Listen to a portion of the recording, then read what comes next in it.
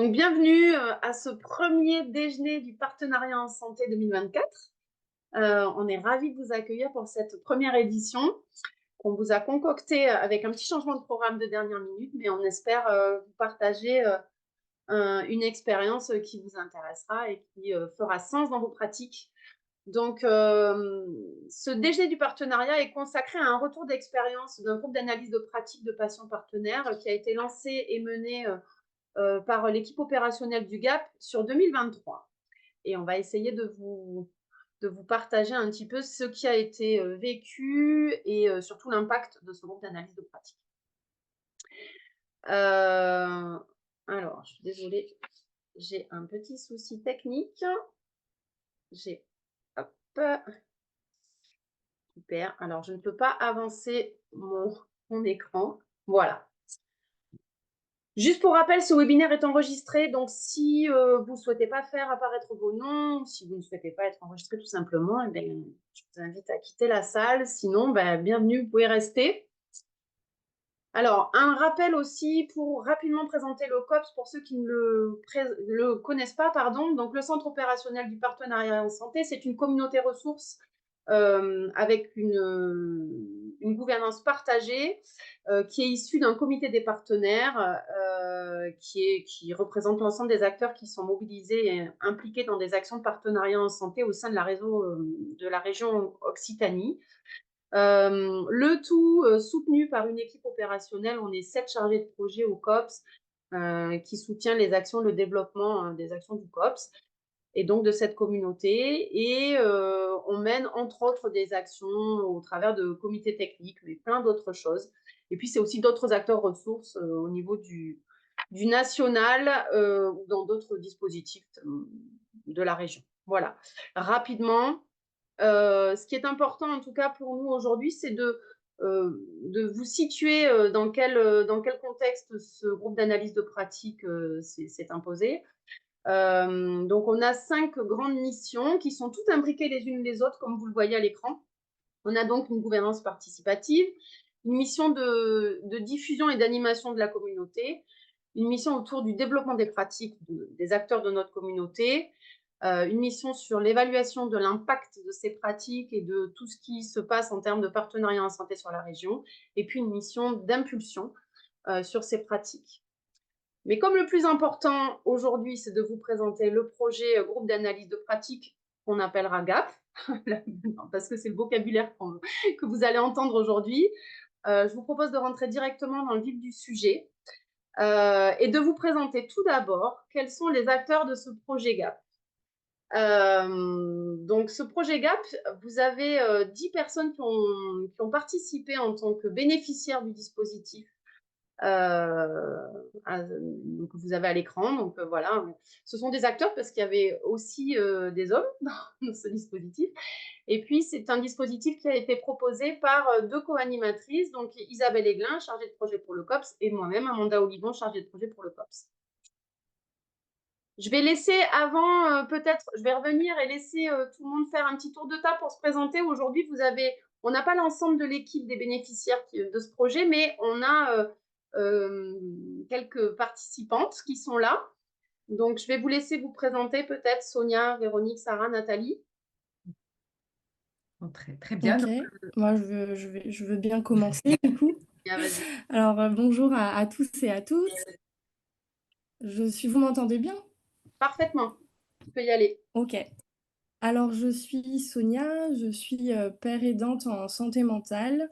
Actuellement j'anime un atelier d'entraide au CHU de Montpellier qui permet d'accompagner les personnes en situation de vulnérabilité à bien s'identifier grâce à l'outil de méditation de pleine conscience. Et je suis aussi investie dans une association, donc au conseil d'administration. Cette association, c'est Institut Savoir Patient, et c'est une association qui promeut le partenariat en santé et la professionnalisation des patients partenaires. Voilà, pour faire rapide. Et je passe Savoir Patient la qui parole. soutient aussi le COPS. Hein. Le COPS est adossé, un des projets de Savoir Patient. Merci Tout Sonia. à fait. Il y a peut-être Merci. Sarah qui veut prendre la suite? Je prends la suite, donc bienvenue à tous les participants et participantes. Donc, je suis Sarah Cachouri, je suis patiente partenaire au CHU à Montpellier et plus précisément au service hématologie où ma mission est d'accompagner les personnes qui ont une leucémie chronique et c'est une expérimentation qui est financée par l'ARS. Et actuellement, je suis en train d'essayer d'intégrer une équipe pluridisciplinaire pour accompagner des patients pour le pallier au syndrome de l'abandon. Voilà. Je passe la suite. Merci Sarah. Peut-être Véronique? Bonjour, je suis patiente partenaire ressources, j'ai 44 ans de diabète. Je suis patiente partenaire ressources à l'hôpital de Perpignan, au CH de Perpignan, en service endocrinologie. Je suis formée au DU partenariat patients soignants. Je suis psychanalyste et j'interviens et je suis représentante des usagers. Donc, je suis aussi présidente de l'AFD 66 et 12 ans de bénévolat à mon actif. Merci Véronique. Et Nathalie? Bonjour à tous. Donc Nathalie Bonnet, je suis patiente partenaire auprès de l'Oncopole de Toulouse. Je suis partenaire du COPS et j'interviens auprès des ISNS, notamment celui d'Albi, en tant qu'intervenante formatrice. Voilà. Merci.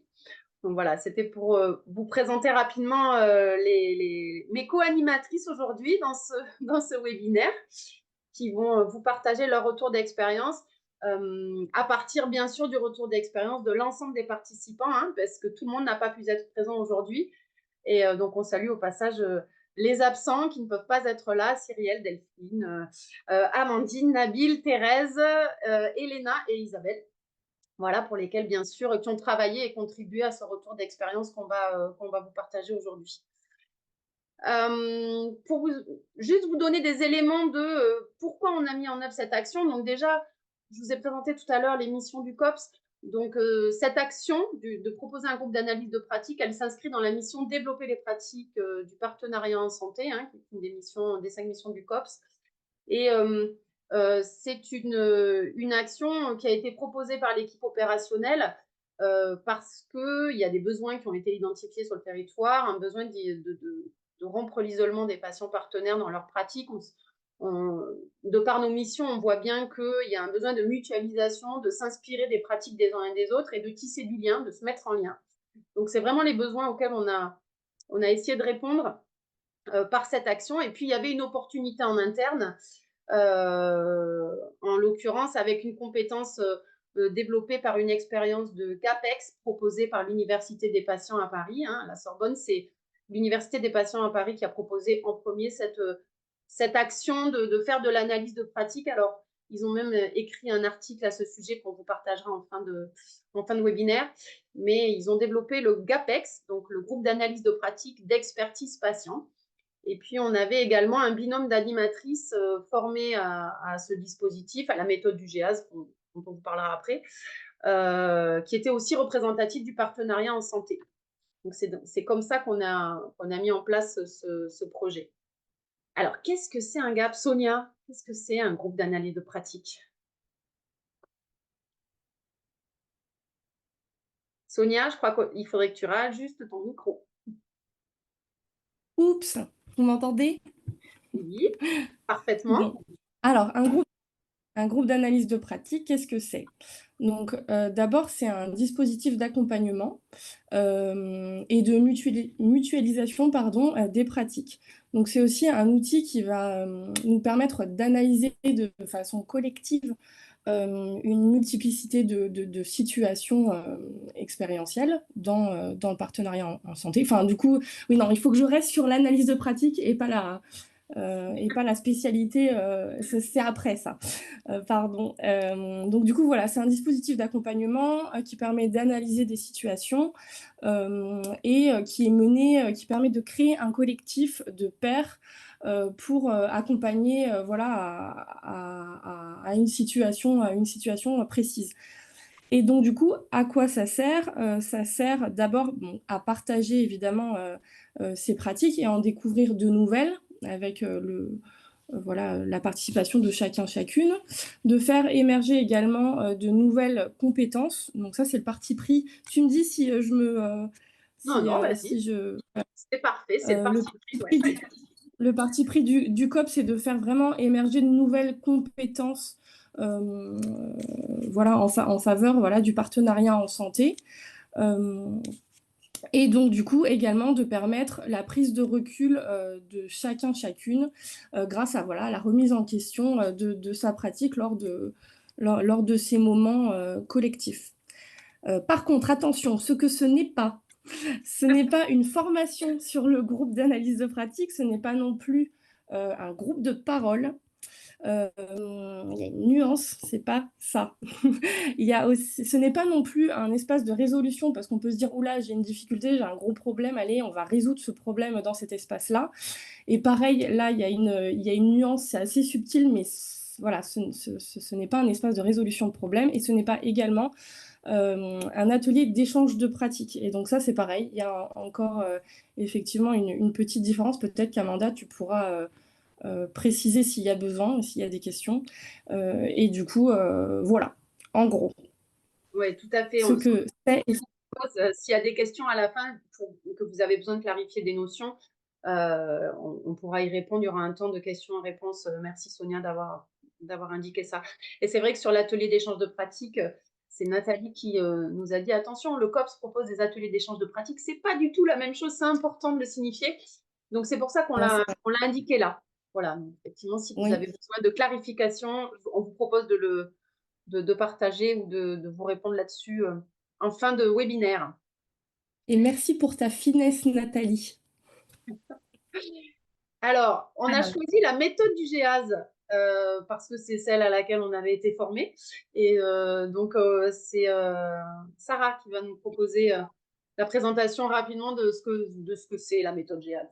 Alors, comment ça se passe concrètement? Donc, on se retrouve entre pairs et chaque personne va exposer une situation qu'il vit dans le cadre du partenariat en santé.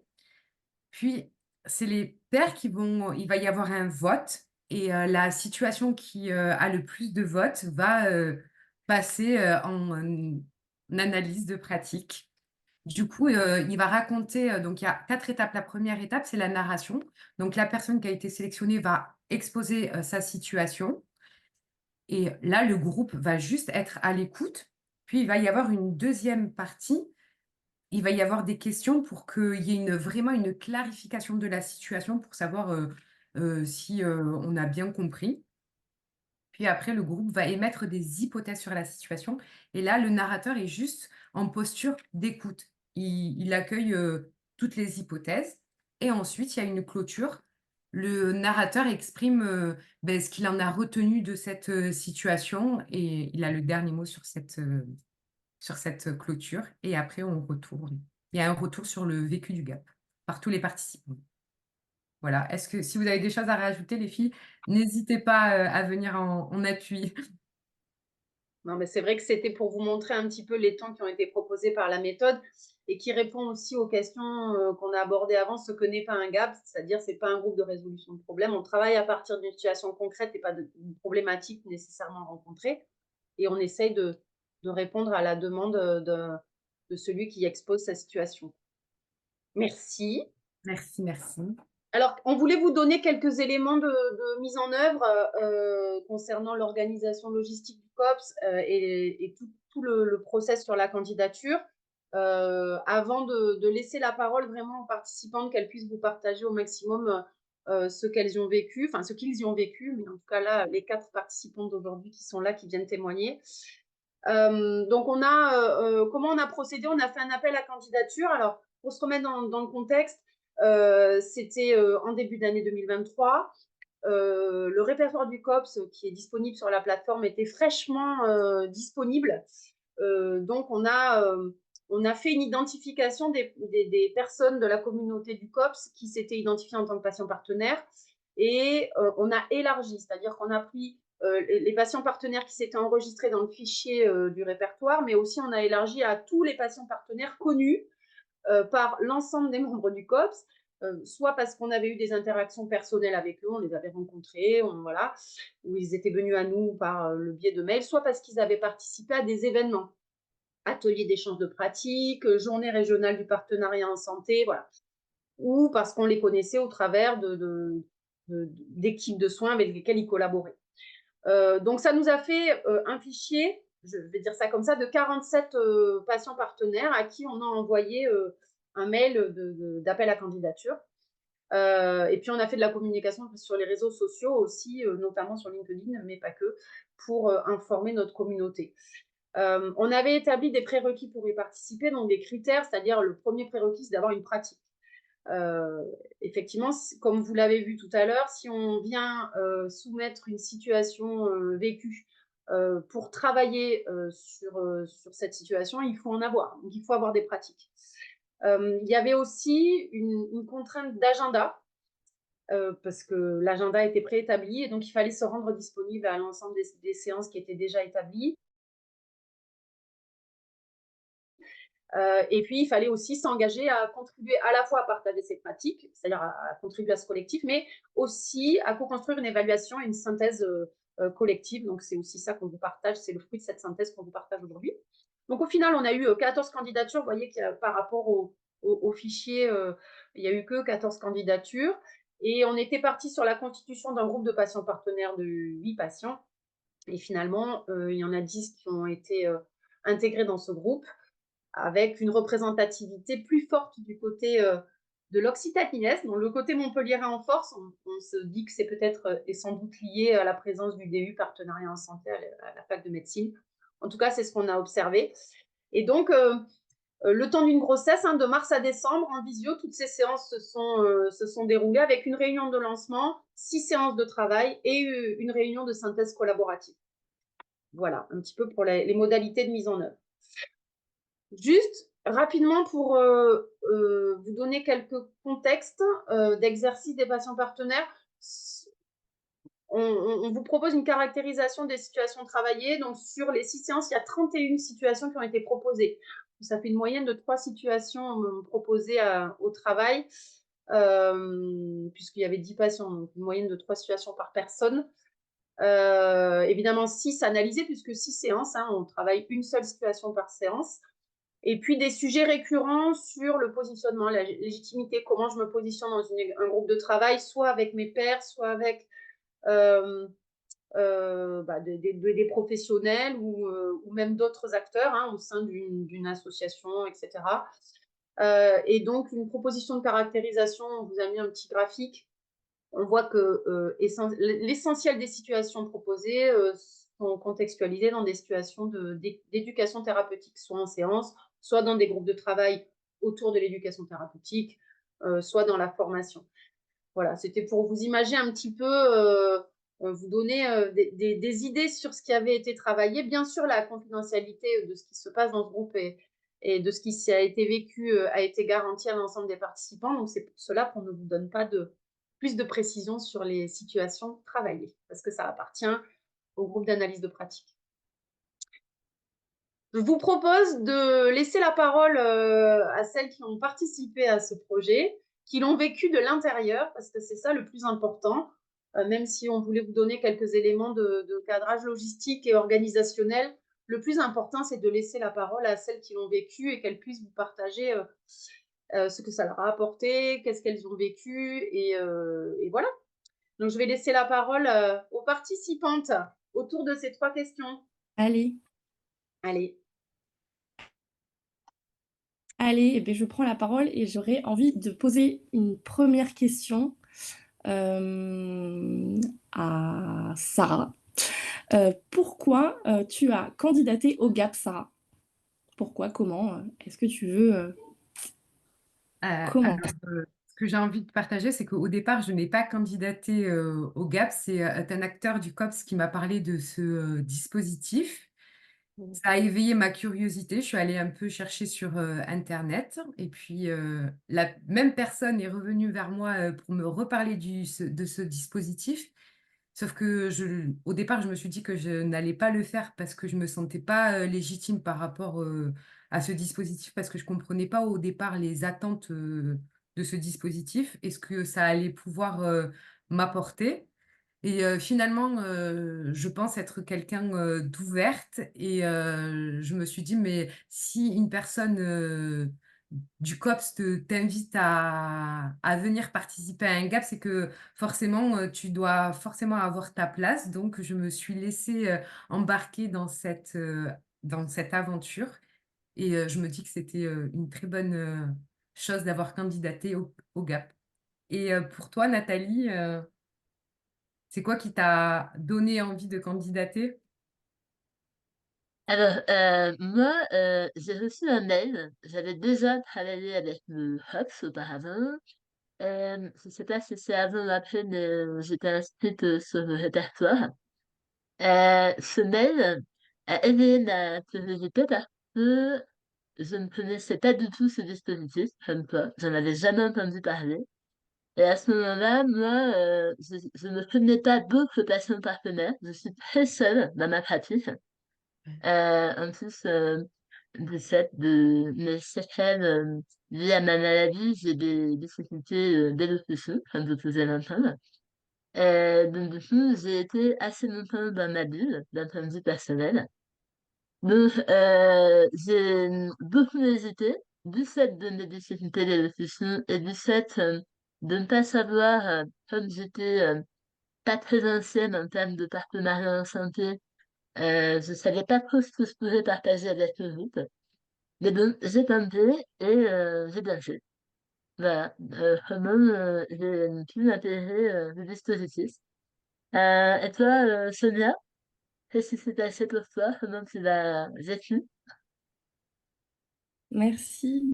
Du coup, moi, comment je l'ai vécu, enfin, c'est pas comment je l'ai vécu, pardon, c'est pourquoi j'ai candidaté, ou comment. Moi, c'est plutôt comment, c'est un peu pareil que Sarah. J'ai appelé le COPS. J'ai eu Annie au téléphone et elle m'a parlé, elle m'a dit, bah tiens, ta situation serait parfaite.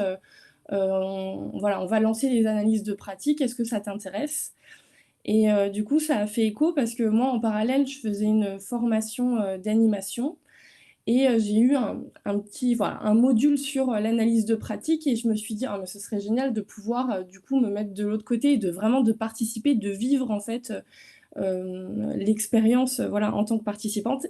Et donc, du coup, j'ai dit oui, un grand oui et j'ai pas été déçue. Et Véronique, peut-être? Alors, Ah oui,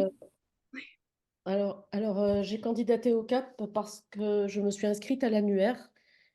J'étais en formation au DU et j'attendais depuis longtemps un partage. Je cherchais un groupe de partage de la pratique. Ça, c'est vraiment important.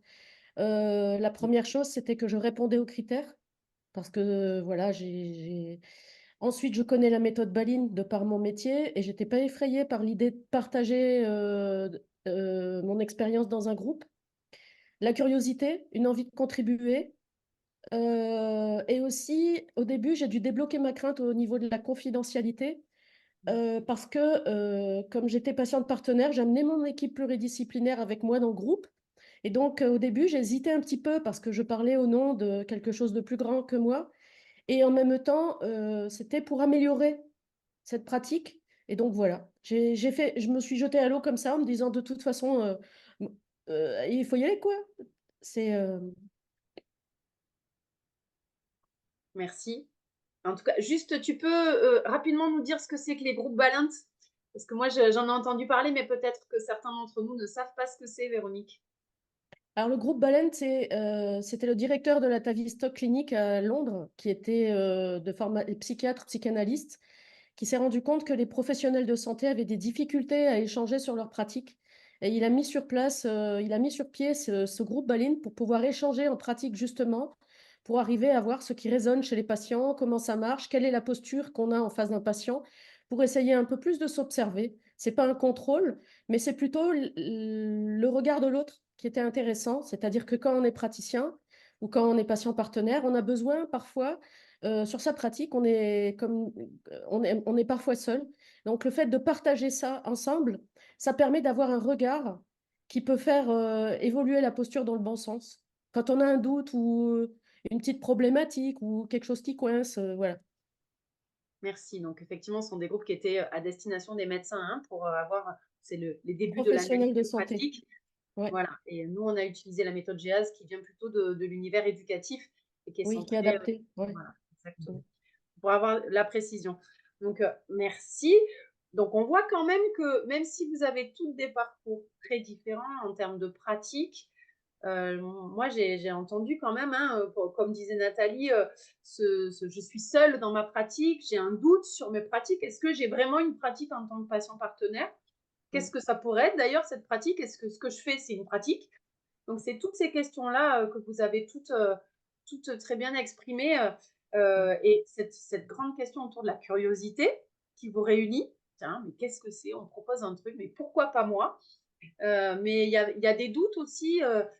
Et puis, c'est vrai que nous, dans le dispositif des candidatures, en fait, les gens ont postulé, vous avez candidaté et vous avez chacun, parce qu'il y a des hommes aussi, chacune des personnes qui avaient candidaté ont été contactées par téléphone. On a mené des entretiens téléphoniques pour discuter avec vous de vos pratiques. C'est-à-dire justement, qu'est-ce que vous faites, quoi? Est-ce que vous faites de l'éducation thérapeutique, de la formation, du soutien, de l'engagement associatif? Et à chaque fois, les doutes sont récurrents, hein, en tout cas du point de vue des animatrices. On a eu droit à des non, mais moi, j'ai pas de pratique, moi, je fais pas de choses. Et en fait, il y avait ce besoin de clarifier qu'est-ce qu'on voulait dire derrière le mot pratique. Voilà, donc ça, c'est assez important. Et puis, le sortir de la bulle, on y reviendra tout à l'heure, la bulle Nathalie, mais c'est un mot qui revient souvent, cette bulle d'isolement, mais comme cette bulle du gap, cette bulle de la pratique. Voilà. Ok, merci. Alors, sur la deuxième question. Alors, les filles, est-ce que vous pouvez me dire ce que vous avez vécu au sein du GAP? Et je laisse la parole à Sonia, si tu le souhaites. Oui, merci. Qu'est-ce que j'ai vécu au sein de ce gap? Déjà, j'ai été assez rapidement surprise de me reconnaître dans la situation des autres, de sentir, enfin, de voir que ça faisait écho, en fait. Il faut, enfin, j'ai aussi, enfin, j'avais en tout début de gap, je l'ai de moins en moins, beaucoup d'anxiété sociale à la prise de parole. Et c'est vrai que, en fait, le cadre du gap m'a permis de me sentir à l'aise assez rapidement et j'ai été hyper surprise de ça, de me dire, ok, en fait, c'est facile, j'arrive à parler, j'arrive à m'exprimer. Voilà, ça a été hyper surprenant pour moi et le cadre y est pour beaucoup, le cadre sécuritaire. Voilà. Et qu'est-ce que j'ai vécu d'autre? Je pense que ça a créé aussi des liens entre nous. Enfin, je pense qu'on n'est pas. Voilà, forcément, on a fait 9 mois ensemble. C'est vrai que ça a créé du lien et on se sent vraiment moins seul après ces 9 mois de pratique. Voilà, je vais laisser la parole, je vais laisser la place à Nathalie, si tu veux. Avec plaisir. Donc, tu en as parlé. Pardon. Tu en as parlé, Amanda. Moi, j'ai vécu le rap comme une bulle de ressources et de dynamisme. Ouais. C'était vraiment une parenthèse qui a rythmé mon année. J'arrivais toujours avec plein de questions et je repartais dans la liste pleine de potentielles réflexions sur le futur. Alors, me concernant, je n'ai pas de situation proposée qui a été choisie par le groupe. Pour autant, dans toutes les situations sur lesquelles on a travaillé, j'en ai toujours retiré quelque chose, que ce soit au moment où on a travaillé la situation ou même bien plus tard. C'est vraiment, j'ai rendu grâce à cette pratique tout au long de l'année.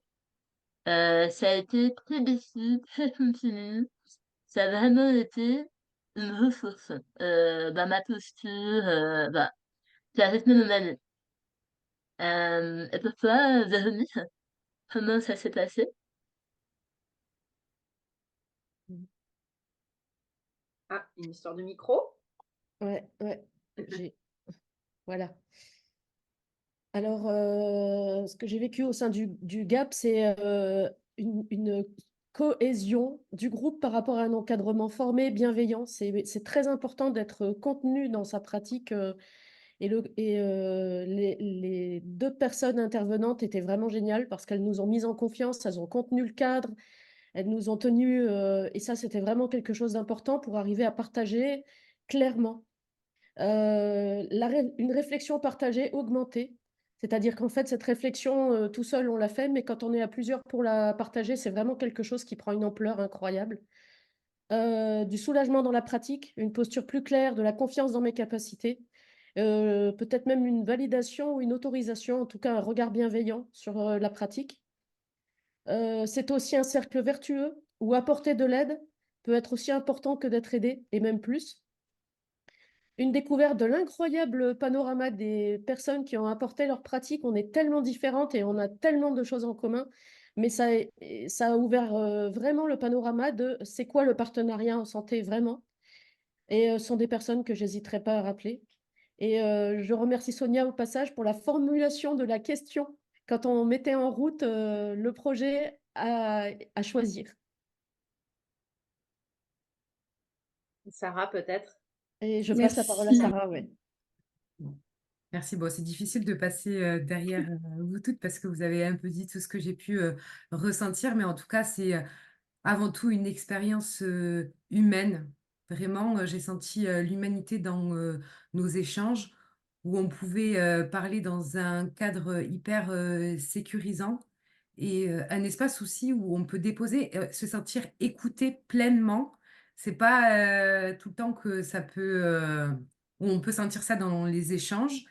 Et je me souviens que donc le premier atelier que l'on a fait, j'avais exposé ma situation parce que je suis patiente partenaire, mais pas encore formée. Je suis en cours de formation et mon questionnement, c'était ma légitimité par rapport à mon rôle de patiente partenaire que j'occupe donc au service hématologie.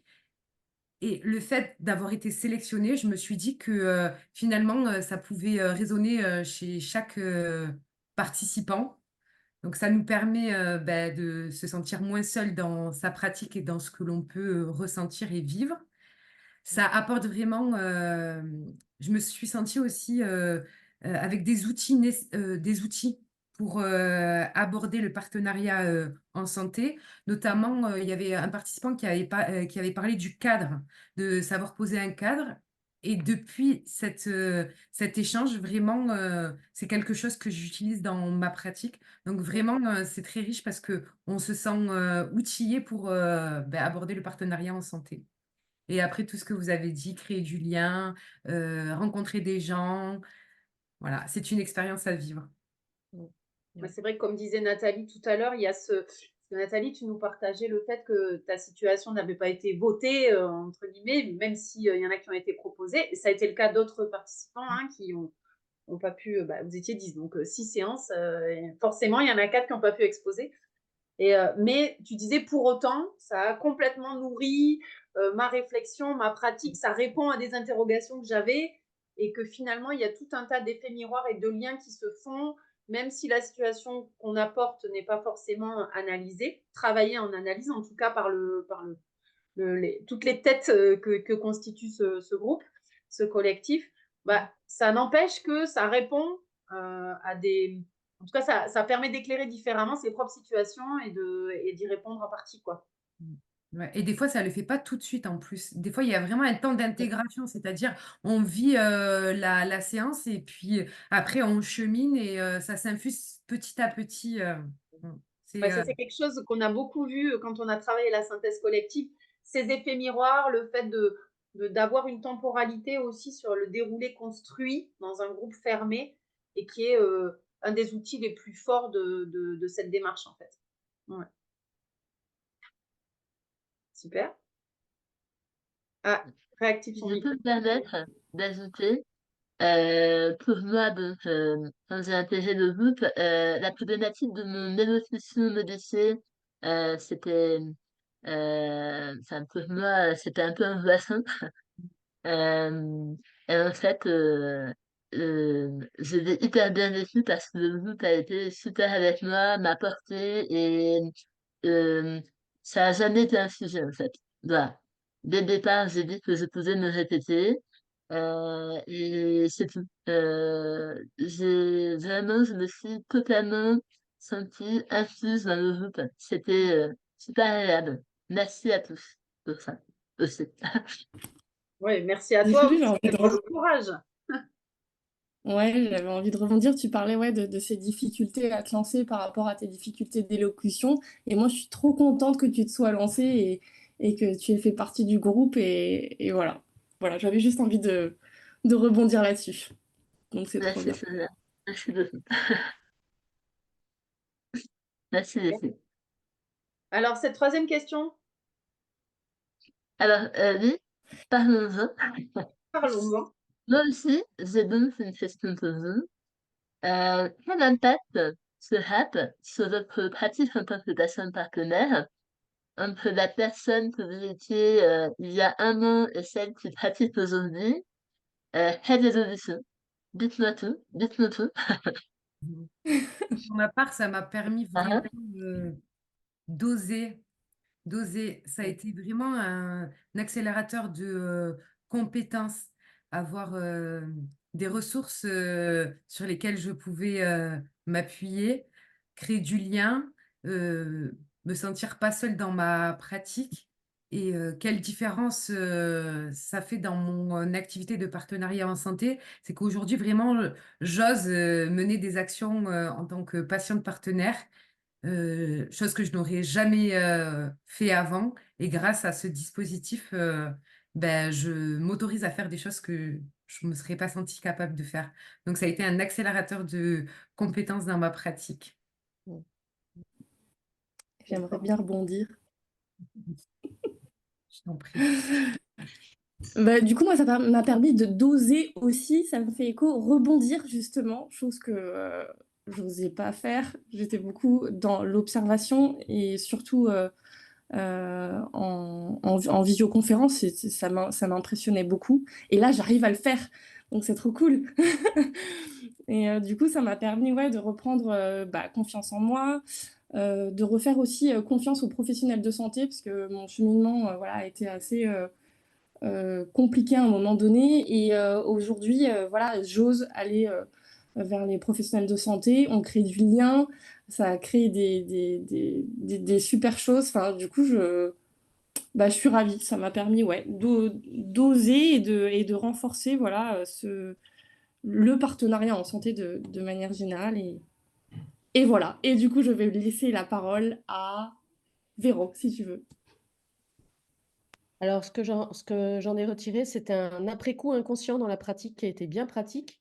Quand j'ai un doute sur le terrain, eh ben, j'ai tout le groupe qui vient avec moi et c'est vraiment super parce que c'est quelque chose qui est vraiment utile. De la sérénité, un regard différent sur le partenariat, beaucoup plus ajusté, comme si on avait un instrument qui était désaccordé par les croyances, par les doutes, par les peurs. Et là, pouf, il est accordé. Et une capacité d'observation ancrée sur le réel. Donc toujours pareil, un travail sur les croyances. Cette confiance dans l'après-coup inconscient, c'est vraiment très agréable. Quand on sait l'utiliser, c'est juste énorme. Et ben voilà, voilà. Ça permet d'avoir une liberté sur le terrain, des transactions directes, de se sentir beaucoup plus légitime et autorisé. Et donc ça permet aussi de pouvoir oser alors qu'en fait on se mettait les barrières soi-même. Et c'est très important. Nathalie? Alors moi, je vais rejoindre ce que vous avez dit. Ça m'a permis d'avoir à nouveau confiance en moi, dans mon rapport aux autres et dans mes capacités concernant le partenariat, ce que je pouvais faire, ce que je ne sais pas forcément autorisée à faire. Ça m'a permis d'avoir un réseau, ça n'avais pas. Maintenant, je connais des personnes partenaires. J'ai travaillé sur d'autres projets avec des personnes qui ont travaillé avec moi dans le groupe, c'était super. de les voir dans ce contexte. Il y a Thérèse par là, je crois. Et puis aussi, ça m'a donné envie de me former. Moi, j'avais déjà la formation parentale éducation thérapeutique, puisque j'anime un atelier de TP. Je faisais de la formation auprès des futurs familles de demain, et maintenant j'ai envie de faire de la péridance. Donc voilà, je me suis inscrite à un DU, je croise les doigts pour me former l'année prochaine. Mais vraiment, ça m'a donné envie d'aller plus loin dans la pratique, de l'apercevoir autrement. Et ça, c'est surtout grâce au fait que je, euh, je ne me sentais pas capable avant et le rap m'a fait prendre conscience en moi. Vraiment. Voilà. Et puis, moi, si je peux partager la vision des animatrices aussi, c'est quelque chose qu'on a vu, l'évolution de chacun des participants, à la fois dans le groupe, dans l'engagement, dans les questionnements aussi qui étaient différents, dans les envies qu'on a vu éclore comme ça. Ah bon, mais tu fais ça, mais moi, je pourrais faire ça. Et voilà. Et le lien, effectivement, les rencontres, parce qu'il y a une vie en dehors du groupe, une analyse de pratique, en dehors des visios, il y a une vie au cas où certains douteraient, et de toutes les interactions que ça a pu générer. Nous, on a, avec Isabelle, je parle en son nom, pardon, elle n'est pas là, elle est en vacances, mais on a pu observer ça, en fait, aussi à notre place de tiers qui étaient là pour faciliter le travail du groupe, quoi. Ouais, c'est super. Merci.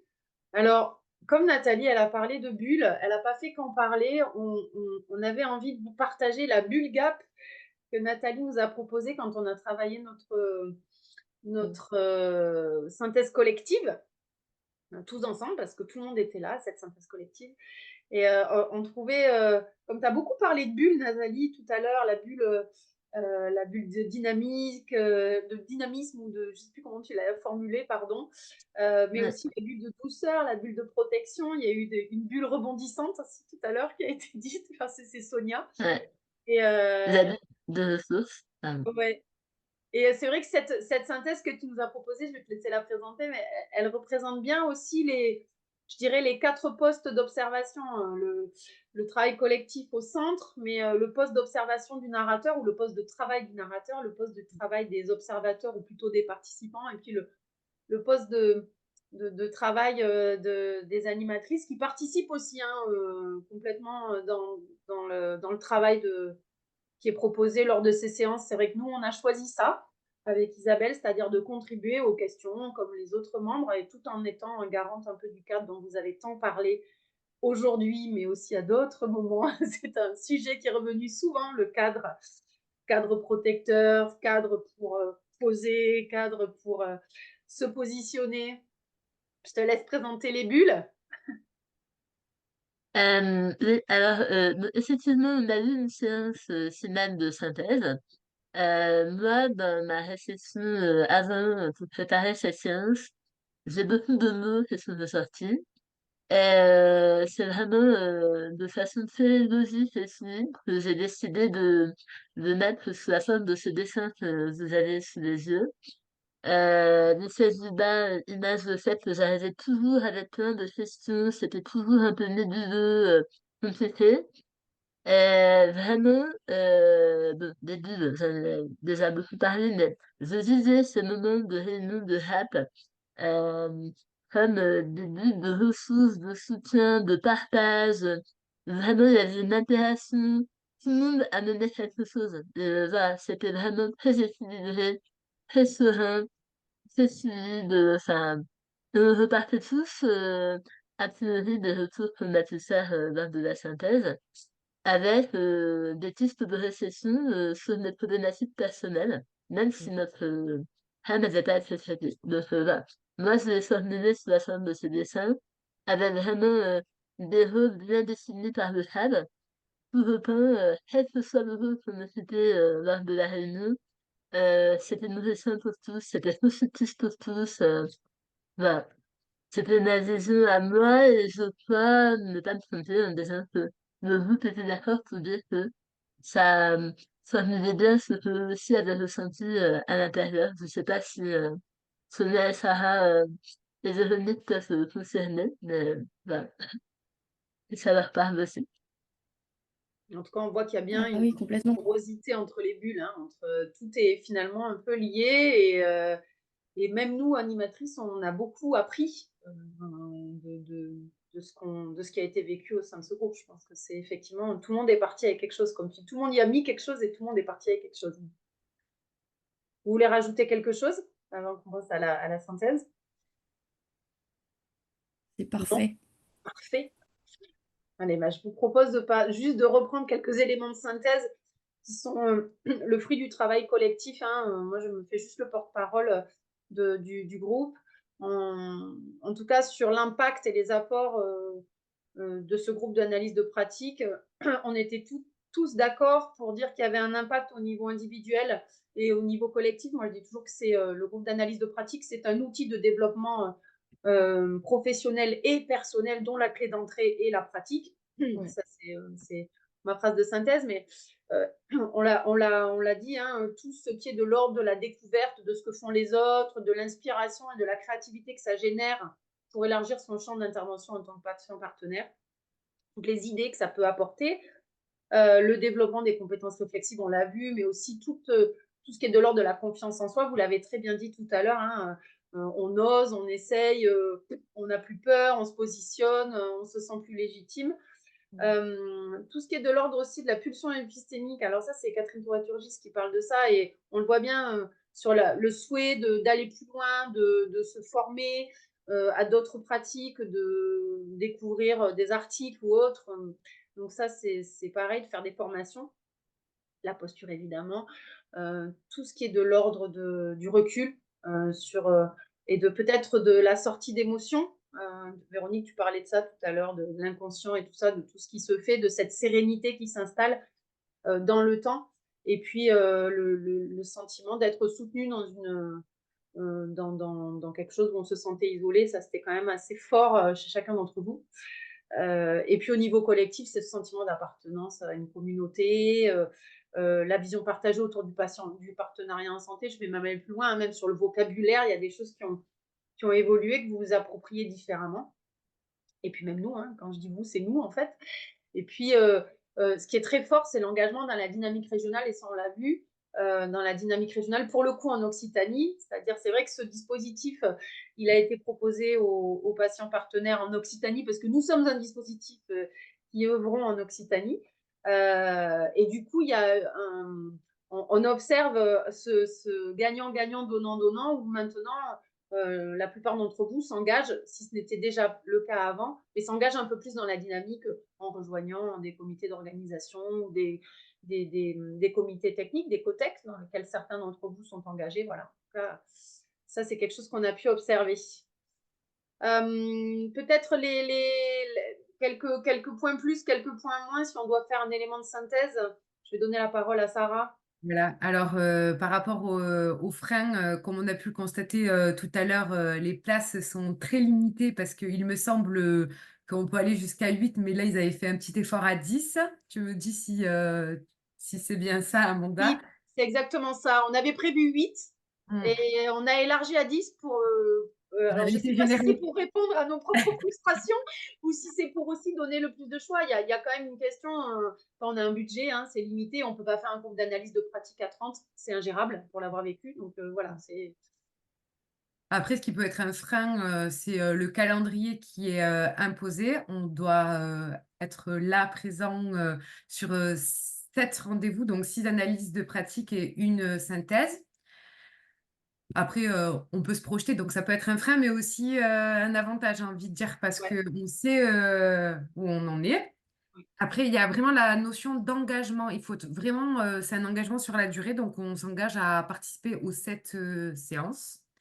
Oui. Après, l'avantage, c'est que ce dispositif, il est gratuit, il est financé, donc, et en plus dispensé par des professionnels qui ont été formés. Donc, j'estime qu'on a quand même de la chance de pouvoir avoir un dispositif de qualité et gratuit. L'engagement des pairs dans le groupe, on sent vraiment que les personnes, elles sont engagées dans la démarche. Avec l'entretien téléphonique, je pense que vous arrivez à écrémer et à sélectionner les personnes qui vont vraiment apporter une plus-value au dispositif. et la fameuse bulle, le cadre protecteur qui nous permet de se sentir en sécurité. Ça, c'est vraiment un levier parce que on arrive et on peut être authentique dans cet espace. Ensuite, les points qui sont limitants, c'est que dans une séance, on peut travailler que sur une situation. Donc, on peut avoir de la frustration ou pas si notre situation n'est pas sélectionnée, mais chaque situation, finalement, fait écho dans sa pratique. Donc, il y a toujours, on en tire toujours quelque chose, même si on n'est pas sélectionné. Après, Attends, juste, excuse-moi, je te coupe. On oui. avait instauré un petit élément sur les critères de priorité aussi. Ah Euh, oui, voilà, ce qui peut expliquer comment parfois sont choisies les situations. Pardon, hein, je t'ai coupé, je non, vais vous non, dire. mais vas-y, vas-y. Ouais, c'est-à-dire avec Isabelle, les animatrices, on a proposé au groupe un critère d'urgence, c'est-à-dire quand les participants proposent une situation, ils indiquent s'il y a un critère d'urgence pour eux à parler de ça, parce que c'est important dans ce qu'ils vivent au quotidien. Et c'est vrai que quelquefois, du coup, il y a une frustration, mais souvent, quand il y a un critère d'urgence, ce qu'on a observé, c'est que le groupe choisit la situation avec critère d'urgence pour soutenir ses pairs. Voilà, juste ça que je voulais préciser aussi. Merci pour cette précision. Après, ce qui est difficile à s'approprier, c'est vraiment le cadre parce que souvent on essaye d'être dans la résolution de problèmes, mais les professionnels nous recadrent à chaque fois.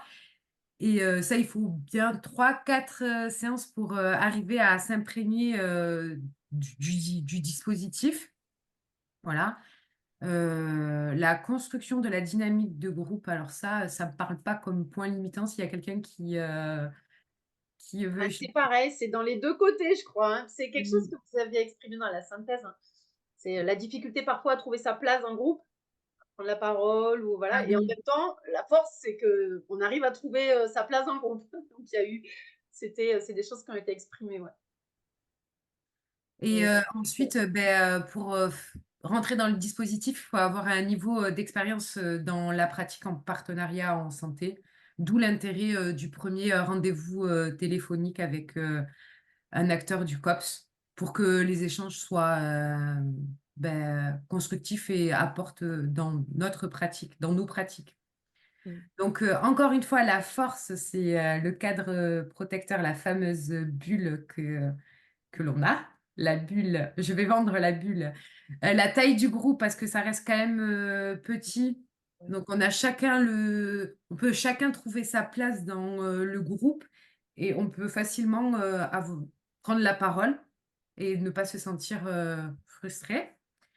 Ah oui, il y a les patients partenaires, il y en a plusieurs dans le groupe et du coup, c'est ce qui va ramener des expériences différentes et ça va nous apporter dans la pratique.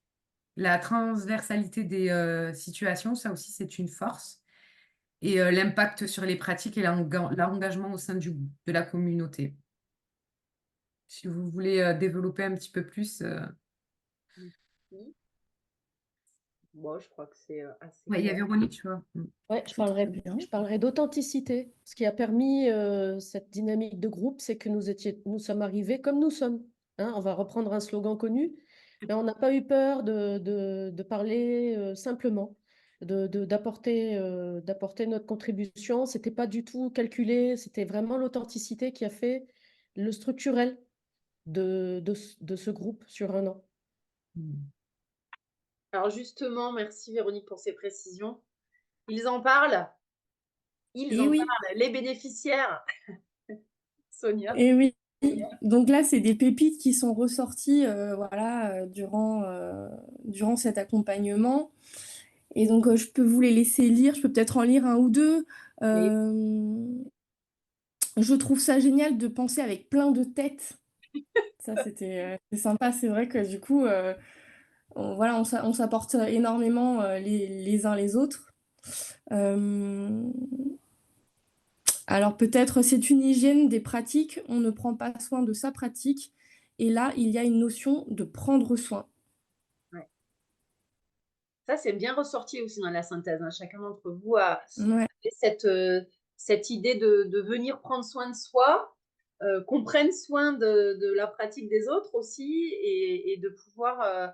Je crois que je ne sais pas si c'est marqué là, mais il me semble qu'il y en a une d'entre vous qui a parlé d'hygiène. d'hygiène dans la pratique. Voilà. Donc, Ouais. ah oui, c'est marqué. Pardon. Ouais. C'est vrai que ça fait partie des choses C'est dans le qui verbatim, sont ouais. sorties assez Bah fortement. ouais, le care, le soin, c'est vrai qu'on l'a vachement. Mm. Ouais, c'est vrai qu'on l'a vachement senti, qu'on prenait soin les uns des autres et qu'on ressortait de chaque séance vraiment nourri, en fait. Vraiment nourri voilà, de ce soin apporté. Voilà, et donc du coup, j'avais quand même, je vais peut-être pas tous les lire, mais j'avais quand même envie de vous proposer de dire peut-être un dernier mot aux personnes peut-être qui hésitent à participer à un groupe d'analyse de pratique. Est-ce que ça vous dit, les filles? Oui, avec joie. Du coup, moi, je vais bien commencer. Alors, je pense vraiment que le gap, c'est une expérience et que il faut vraiment le vivre et être dans l'accueil. Vous en sortirez vraiment transformé, grandi. Et voilà, moi, je dis que la vie est une expérience, il faut la vivre. Ah ben, le gap, il faut aller, il faut oser se lancer dans cette expérience qui transforme. Voilà. Waouh. Mhm. Oui. Oh, d'accord. Avec authenticité. Ouais. T'avais Véronique. Moi. Oui. Je peux prendre la parole? Ah, bah, C'est Thérèse. Thérèse est là. Salut, Thérèse. Bienvenue, Thérèse. Oui, Oh, je suis là depuis le début. Depuis Ah, le ben, début. je ne savais pas, j'ai pas vu. C'est Thérèse, donc, juste Grave, pour prends la expliquer parole. aux gens qui sont là, Thérèse, elle a participé avec nous au groupe d'analyse de pratique. Donc, bien sûr, vas-y, Thérèse. Oui, mais non, je suis là depuis le début, mais comme j'ai du monde à la maison, j'avais coupé la caméra. Alors, qu'est-ce Mais que je tu t'écoute dirais depuis alors? le début. Mais je voulais rajouter une chose, c'est qu'en tant que représentante d'association, j'ai l'habitude de parler, mais toujours des autres, au nom des autres.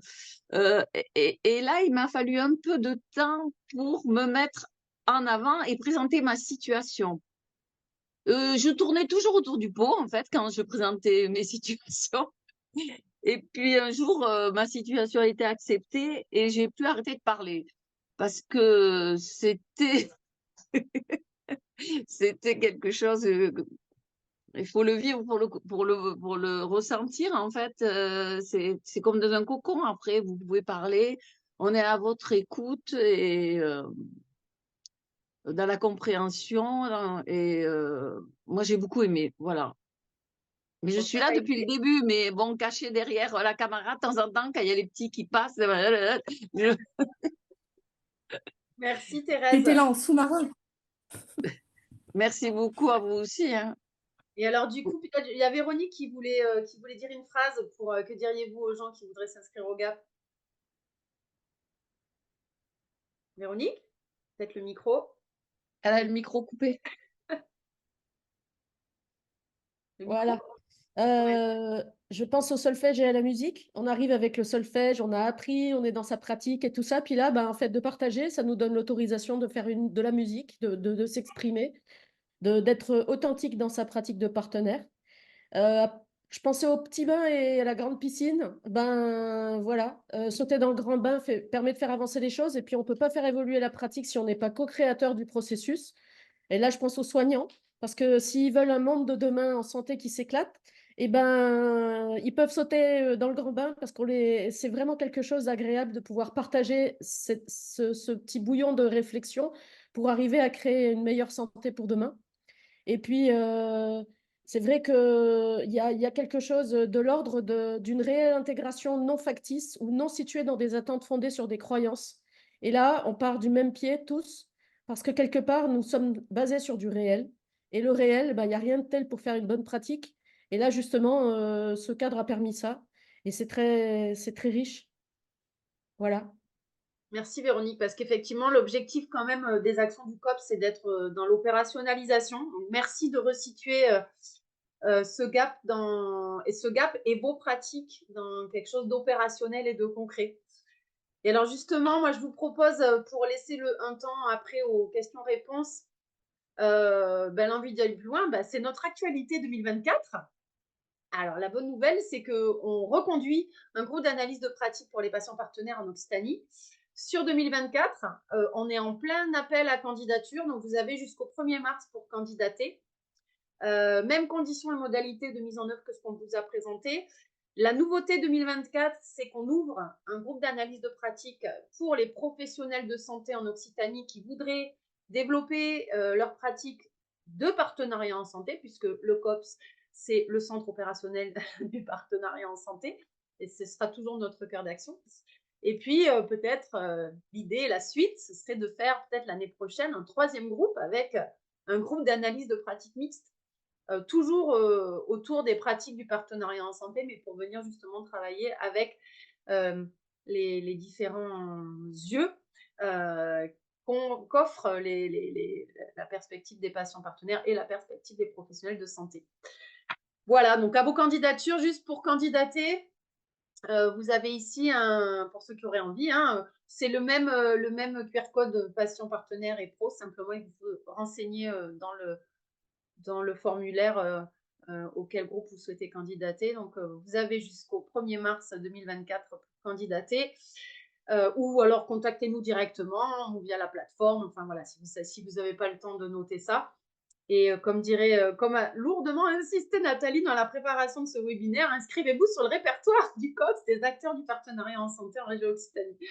Voilà, et on vous fera peut-être le retour en 2024 de l'expérience 2024. On vous propose un temps de questions-réponses. Alors, je ne sais pas s'il y a eu des questions dans le chat parce que moi, je n'ai pas suivi le chat. Je vois, il y en a qui font oui. Peut-être, Annabelle, tu peux peut-être nous dire, ou quelqu'un, ou une des participantes, là. Oui, Ouais. je suis de nouveau là. Effectivement, on a eu 2 questions dans le chat. Une première de Joël Lannes de la CPTS. Peut-être, Joël, si vous pourriez poser votre question en live. Alors, voilà, bonjour, j'essaie de sortir le micro. Alors moi, dans mon message, j'ai vraiment parlé de l'authenticité et de cette énergie positive qui ressort de cet enthousiasme. J'étais passionnée par ce que vous avez raconté et partagé. Et en fait, ma question, c'est pas tellement une question, c'est plutôt une remarque. C'est-à-dire que au niveau des CPTS, je sais pas si tout le monde sait ce qu'est une CPTS. Alors, une CPTS, c'est une communauté professionnelle territoriale de santé. Ce sont c'est des découpages un petit peu géographiques. Les professionnels de santé ont été invités à s'organiser pour prendre en soin une population et non plus des patients. Et on associe à la fois le sanitaire, le social et le médico-social pour co-construire. Et à toutes les étapes de construction, chez nous, moi j'ai toujours impulsé pour qu'on ait des patients partenaires, des usagers, des patients experts, enfin, ou des représentants d'usagers. Ça n'a jamais été possible. On disait oui, c'est une bonne idée, mais on ne sait pas comment faire. Puis, une fois que le projet est déposé, qu'on commence à avoir des financements, on met en place des groupes de travail pour répondre à des missions qui sont obligatoires ou complémentaires, qui sont en fonction de toutes les problématiques, on va dire la cartographie des problématiques de chaque territoire, puisqu'on appelle ça des territoires pour les CPTS. Et dans aucun groupe chez nous, sur notre CPTS, Toulouse Rive Gauche, dans aucun groupe, on a encore intégré des usagers, des patients, même jusqu'au RCP pour des cas complexes. On n'arrive pas, et j'ai lourdement insisté, donc là, ça va se faire.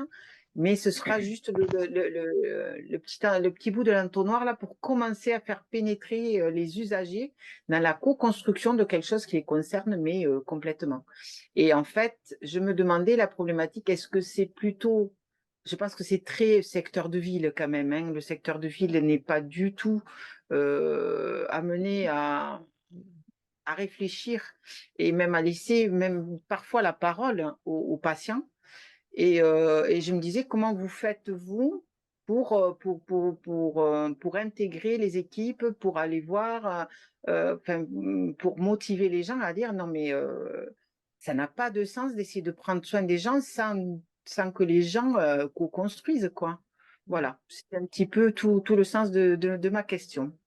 Et juste pour dire que je suis en lien avec plein de collègues infirmières qui sont dans d'autres CPTS et il n'y a personne qui a encore intégré je pense, les usagers ou très très peu. Voilà ma question. Merci Joël. Alors juste pour répondre, on a quand même consacré notre dernier webinaire au COPS, notre dernier webinaire 2023 sur l'engagement des usagers en soins primaires. Donc, je vous invite à aller visionner le replay parce que justement, on parle d'opérationnalisation du partenariat en santé dans les soins primaires avec des initiatives portées par des maisons de santé, par des patients partenaires, etc. Donc, peut-être un premier élément de réponse pour vous, Joël. Et puis, juste pour vous dire aussi que le COPS, c'est aussi propose des appuis aux équipes, des appuis aux équipes qui souhaitent développer des projets. Alors, équipe, c'est peu importe les structures, c'est institut de formation, enfin, c'est tout un tas de formats finalement, hein, d'équipes intégrant ou pas des patients partenaires pour justement développer des actions de partenariat en santé au sein de leur structure à partir de leurs actions, de leurs missions et de ce qu'ils veulent faire. Donc, voilà, moi je vous invite à vous mettre peut-être en relation avec le centre opérationnel, avec l'équipe en tout cas opérationnelle pour voir comment vous pouvez commencer à co-construire. Mais c'est vrai que aujourd'hui, ça se développe dans les soins primaires. On a des CPTS avec lesquels on travaille, peut-être pas sur Toulouse, mais peut-être ailleurs. Quoique. Si je peux Voilà. répondre à la question, enfin, à ce qui a été dit, en tant que RU, vous voyez pourquoi j'ai été à la caméra, parce que le son, parce qu'il y a du bruit. En tant que RU, j'ai été intégrée au CPTS Sud Toulousain il n'y a pas très longtemps. Voilà, je voulais justement en plus contacter le CPTS Rive Gauche. J'ai envoyé un petit mot là sur le. Oui, je l'ai Voilà. vu. J'ai Oui, voilà. pris votre nom. Sinon, vous pouvez aussi utiliser le répertoire du COPS. Hein. Je vois qu'Annabelle elle a Oui, partagé dans le je l'ai chat vu aussi. le lien. Vous pouvez vous enregistrer pour vous identifier et aller trouver aussi des partenaires potentiels. Alors, pardon Véronique, j'ai vu que tu voulais prendre la parole, mais je crois qu'il y avait Sylvie qui avait levé la main avant et je ne voudrais pas la squeezer.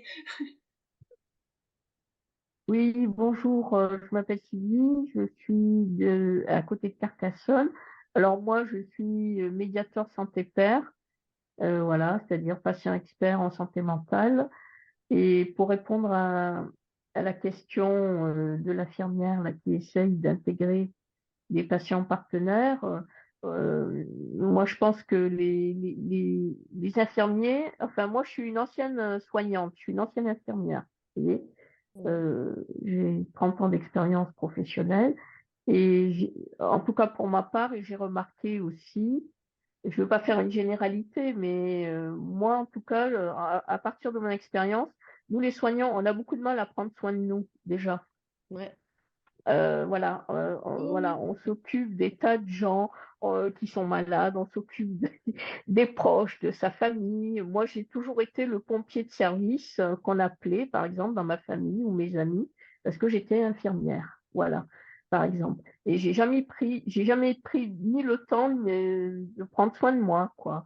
Bon, voilà, on a un peu cette espèce de sentiment de toute puissance, un petit peu, nous les soignants parce qu'on a une blouse blanche et puis voilà, on est un peu sacralisé aussi. C'est un peu un mythe, hein, le soignant. Il faut démystifier tout ça dans sa tête, hein, voilà. Alors moi, je l'ai démystifié quand j'ai décompensé et quand j'ai fait mon parcours de rétablissement. Donc maintenant, je suis passée de l'autre côté du miroir, on va dire. Donc j'ai une expérience hybride, j'ai mon savoir académique, mon expérience professionnelle et mes savoirs expérientiels. Donc, pour répondre un peu à la question, pourquoi ne pas proposer aux professionnels de santé, quand ils participent au GAP, d'écrire et de co-construire, de coécrire une charte entre les patients partenaires et les soignants dans le partenariat, par exemple. Ça les engagerait à réfléchir, à conceptualiser un petit peu ce qu'est le partenariat en santé. Voilà, et donc écrire une charte et puis le rapporter dans tous les espaces pour pouvoir aussi intégrer les patients partenaires. Mais moi, je pense que ça demande au préalable une sensibilisation justement par les patients partenaires auprès des soignants pour faire tomber les fausses croyances, les croyances limitantes, les peurs, les angoisses, ce qui est normal, hein. Voilà, parce qu'ils ont toujours peur qu'on va prendre leur place, alors que c'est pas vrai, c'est complémentaire. Mais bon, c'est un peu humain comme réaction, on va dire, hein. Voilà. Donc, on va pas s'attaquer à leurs compétences. On essaye de trouver une place et de leur dire, voilà, nous, on a un savoir expérientiel avec notre parcours de rétablissement. on peut apporter une valeur ajoutée aux soins et à la santé des personnes concernées. Voilà ce que je voulais dire. Merci Sylvie. Juste pour rebondir sur la charte, il existe quand même un outil qui s'appelle la fiche s'engager, qui a été co-construit par la communauté professionnelle et patients et représentants d'usagers, enfin, et qui est disponible sur la plateforme. Je l'ai partagé dans le chat. C'est-à-dire qui vous permet de comprendre et de se mettre d'accord sur de quoi on parle quand on parle de partenariat en santé et de comment on fait pour démarrer. Alors, ça ne s'appelle pas la charte, mais ça ressemble bien à ça quand même.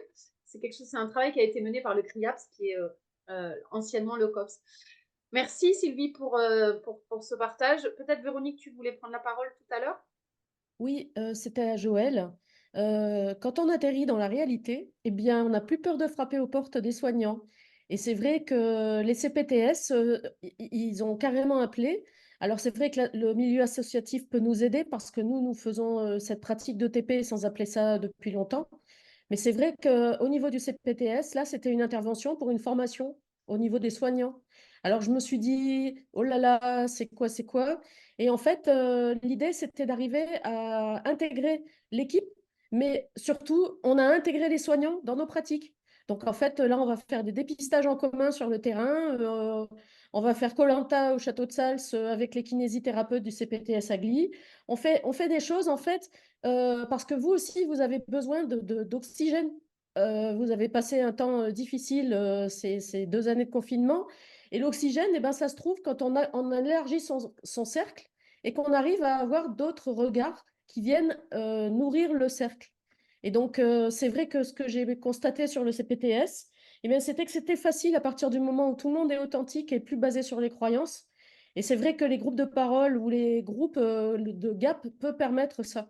Et pour Amanda, je dirais que moi, je passerais direct au GAP mixte, qu'il ne faut pas attendre 2025, parce que c'est quelque chose de très intéressant, mais c'est maintenant que ça se fait. Ça se construit maintenant. Et les CPTS sont en train de structurer les équipes. Il y a beaucoup de demandes. On a déjà 2 personnes intégrées en CPTS sur le 66 et on va continuer puisque c'est déjà en route.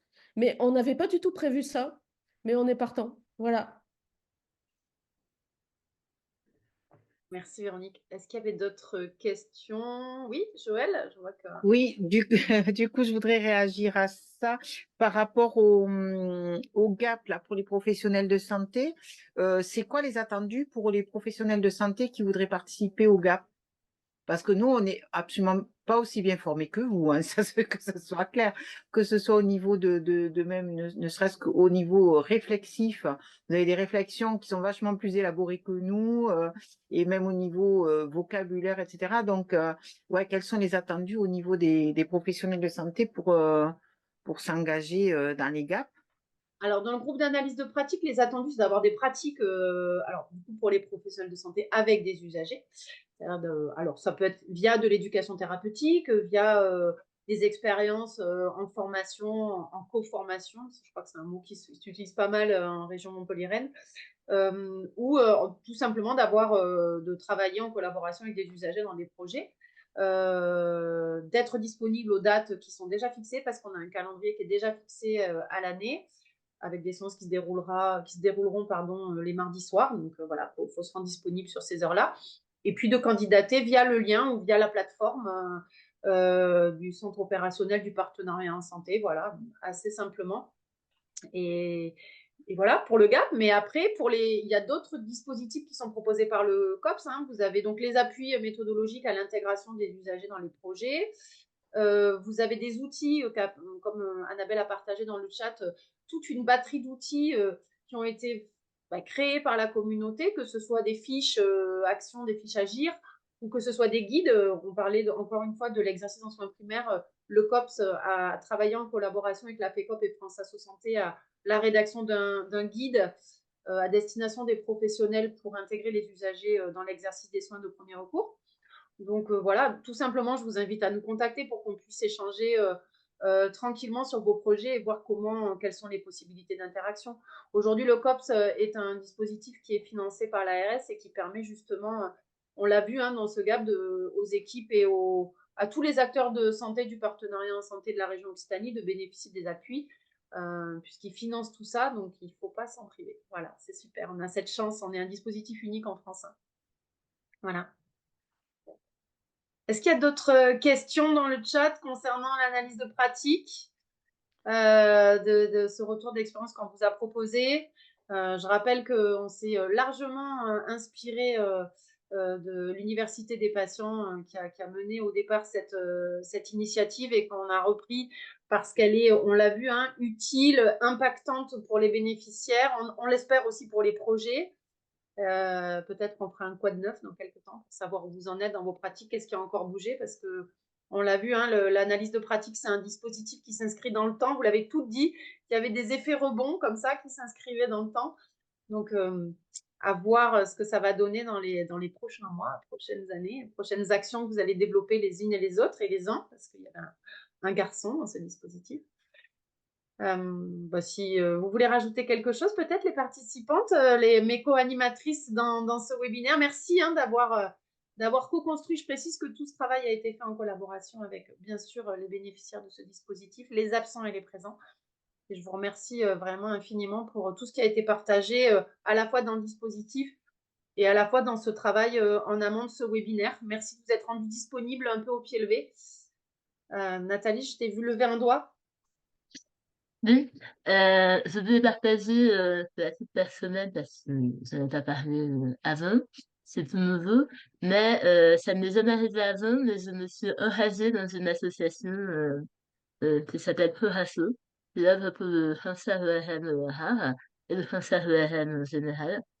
Et ça aussi, c'est grâce au rap. J'aurais jamais passé le pas d'adhérer à une association sans avoir la conscience que m'a apporté le rap dans mon relationnel aux autres. Voilà. Et c'est super, je suis ravie d'avoir pu rejoindre ce dispositif.